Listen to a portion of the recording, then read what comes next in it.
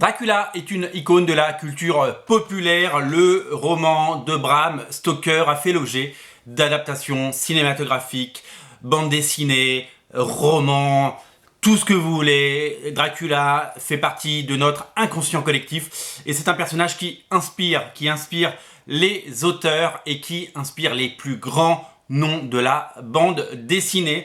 Et aujourd'hui, j'ai voulu regarder dans le rétroviseur pour qu'on puisse voir ensemble les différentes incarnations de Dracula et ce que les auteurs ont pu apporter et la richesse de cet univers qui à chaque fois nous emporte dans des contrées différentes avec évidemment la patte de l'auteur, avec son intention et évidemment ce qu'il en reste. J'ai choisi 3 bouquins sur Dracula très différents, tous disponibles, et c'est ça l'enjeu, c'est pouvoir vous proposer des choses que vous pouvez lire et qui représentent pour moi le meilleur du travail sur Dracula. Le premier, eh bien vous l'avez compris, c'est sans nul doute l'actualité qui nous le dicte, la sortie du second tome de l'omnibus Dracula, le tombeau de Dracula chez Panini Comics.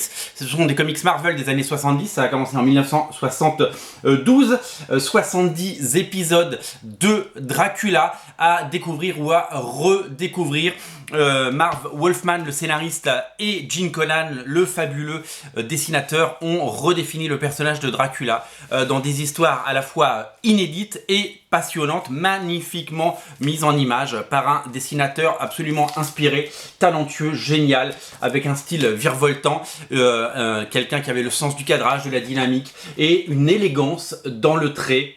Une version vraiment nouvelle, moderne et intemporelle, j'ai envie de dire, parce que ça date de 1972 et que vous pouvez aujourd'hui lire avec plaisir ces aventures de Dracula en omnibus et donc en intégrale avec l'ensemble des épisodes qui mettent évidemment en avant ce personnage à la fois romantique, mystérieux et complètement fascinant, mais aussi toute une galerie de personnages. Alors évidemment, on est chez Marvel et donc ça se rattache à l'univers Marvel. On retrouve le Docteur Strange à un moment et la création du personnage de Blade dont on parlera beaucoup dans les années futures, puisque vous le savez, il y a eu 3 films, mais il va y avoir des nouveaux films au cinéma très bientôt autour de Blade. Voilà, une véritable vision de Dracula et un véritable tour de force pour 2 auteurs légendaires, si bien que plus de 40 ans après, quasiment 50 ans maintenant, après la première parution de ces bandes dessinées, eh bien elles n'ont rien perdu de leur superbe,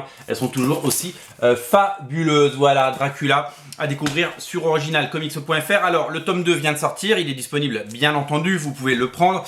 Et le tome 1 revient à la fin du mois. Le tome 1 revient pour notre plus grand plaisir.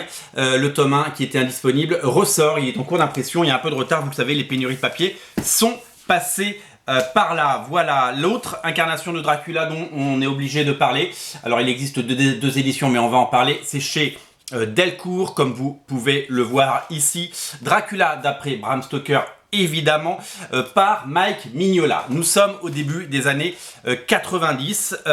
Francis Ford Coppola offre au cinéma, au monde du cinéma, sa version de Dracula avec notamment Keanu Reeves, un film culte pour toute une génération, un film que je prends plaisir à revoir. Et un film qui à l'époque m'a complètement marqué, je crois que je l'ai voir 2 fois au cinéma, ce qui est très rare, parce que j'avais complètement adoré cette vision et cette incarnation ultime de Dracula au cinéma avec évidemment Gary Oldman dans le rôle du comte Dracula et c'était vraiment un bouquin génial.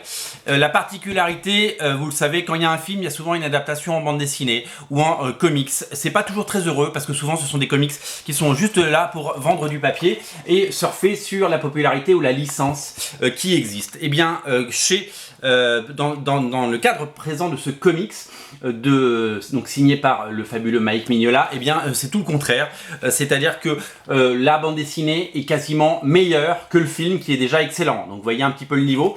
La bande dessinée est absolument fabuleuse, magnifiquement dessinée, illustrée par le dessinateur et le papa de Hellboy.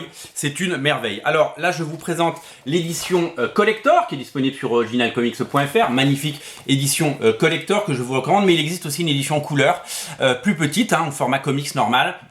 L'édition collector, elle est sublimissime et elle nous permet de découvrir le récit dans son intégralité et en couleur. Moi, j'ai choisi l'option noir et blanc parce que je trouve que le trait du fabuleux Mignola se marie magnifiquement. Regardez, Keanu Reeves, il est là, tac tac, il est là et c'est vraiment exceptionnel. Je vous invite à découvrir. Le dernier en date, on en parle depuis 3 jours sur originalcomics.fr. C'est ma belle découverte de ces dernières semaines et de ces derniers jours surtout. C'est le Dracula de George Bess. Il a lui-même donc décidé d'adapter il y a quelques années maintenant Dracula avec son style inimitable et son talent et son génie. Et là, ça a été une claque graphique absolument fabuleuse, très différente de celle de Mignola, mais tout aussi parfaite. Je peux pas comparer, je peux pas les mettre. On peut pas comparer de plats de grands chefs. Hein, on peut pas comparer de chef-d'œuvre. Et bien là, on est dans le chef-d'œuvre. On est dans l'adaptation une des adaptations les plus belles et les plus fidèles. Évidemment, il y a la patte de l'auteur et c'est ça l'avantage de chaque adaptation ou de chaque récit, c'est que chaque auteur y apporte son talent, son génie et surtout sa vision, parce qu'une adaptation c'est pas juste prendre plan pour plan un film, une bande dessinée ou un livre et l'adapter, c'est justement l'adapter au format, l'adapter aux médias qu'il représente et la bande dessinée est un média formidable. Superbe Dracula de George Bess, je vous en ai dit tout le bien que j'en pensais dans les différentes émissions que j'ai pu faire sur ce bouquin et qui marche très très bien sur originalcomics.fr. Il y a 2 éditions, vous le savez, une édition, les 2 sont en noir et blanc.